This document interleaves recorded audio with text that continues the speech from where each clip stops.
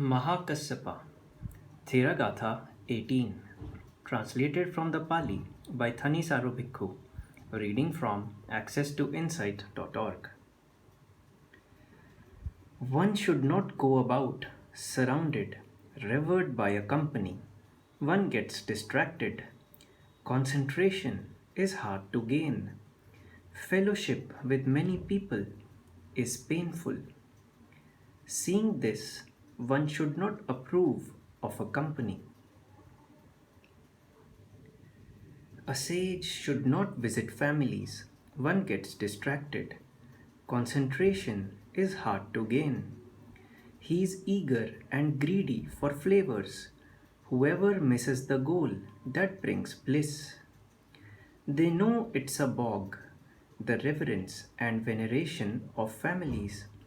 A subtle arrow hard to extract. Offerings are hard for a worthless man to let go. Coming down from my dwelling place, I entered the city for alms, stood courteously next to a leper, eating his meal. He, with his rotting hand, tossed me a morsel of food, and as the morsel was dropping, a finger fell off right there. Sitting next to a wall, I ate that morsel of food, and neither while eating it nor having eaten did I feel any disgust. Whoever has mastered leftover scraps for food, smelly urine for medicine, the foot of a tree for a dwelling, cast off rags for robes, he is a man of the four directions. Where some are exhausted climbing the mountain, there the awakened one's air, mindful, alert, buoyed by his psychic power, Kassapa climbs. Returning from his alms round, climbing the peak, Kassapa does jhana with no sustenance clinging, having abandoned terror and fear.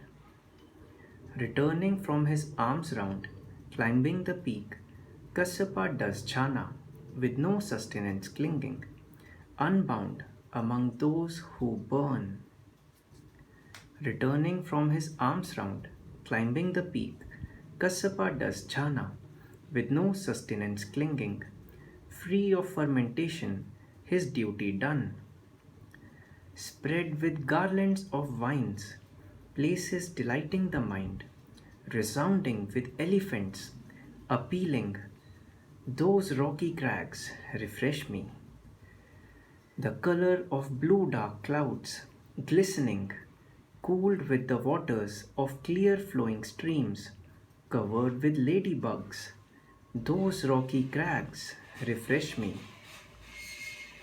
Like the peaks of blue dark clouds, like excellent peaked roof buildings, resounding with tuskers, appealing, those rocky crags refresh me.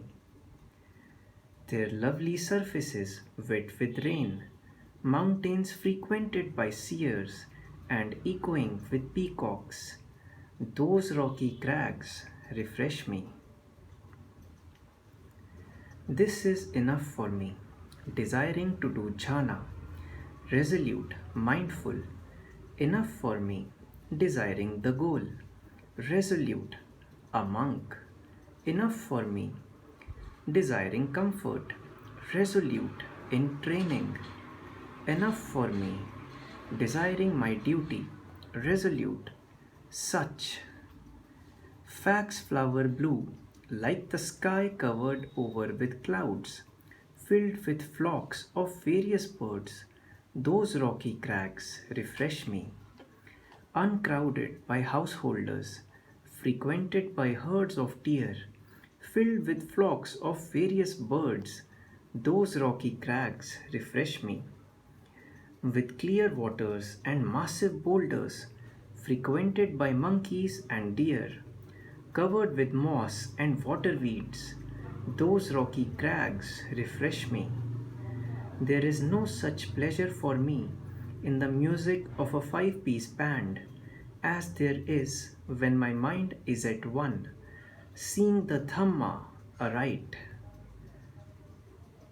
One should not do lots of work, should avoid people, should not busy oneself. He is eager and greedy for flavors. Whoever misses the goal, that brings bliss.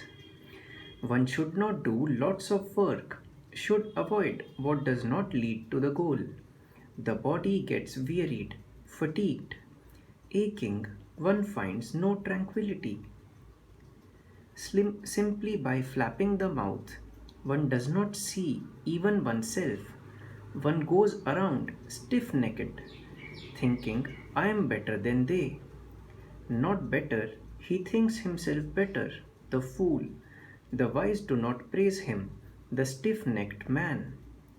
But whoever is not stirred by the modes of I am better, not better, I am worse, I am like that, one who is discerning, who acts as he says, well centered in virtues, committed to tranquility of awareness, he is the one the wise would praise.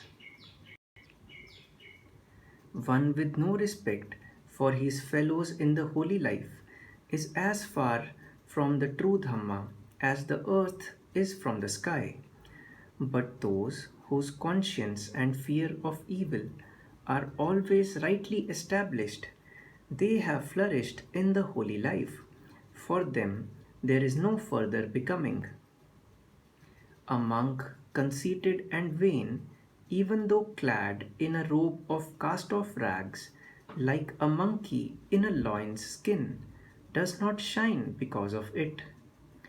But a monk, not conceited or vain, masterful, his faculties restrained, shines because of his robe of cast off rags, like a lion in the cleft of a mountain. These many devas, powerful, prestigious, 10,000 devas, all of Brahma's retinue, stand with their hands over their hearts, paying homage to Sariputta, the Dhamma general, enlightened, centered, great master of jhana, saying, homage to you, O thoroughbred man, homage to you, O superlative man, of whom we have no direct knowledge, even of that in dependence on which you do jhana. How very amazing! The awakened one's very own deep range, of which we have no direct knowledge, though we have come as hair splitting archers. Seeing Sariputta, a man worthy of worship, worshipped by Deva retinues, Kapina smiled. As far as this Buddha field extends, except for the great sage himself, I am the one outstanding in ascetic qualities. There is no one else like me. The teacher has been served by me, the awakened one's bidding done, the heavy load laid down, the guide to becoming uprooted. Neither to robe, nor dwelling, nor food does he cling. Gotama, like a lotus unspotted by water, inclining to renunciation, detached from the three planes of becoming. He, the great sage, has the frames of reference as his neck, conviction as hands, discernment as head. The great master of jhana, he goes about, always unbound,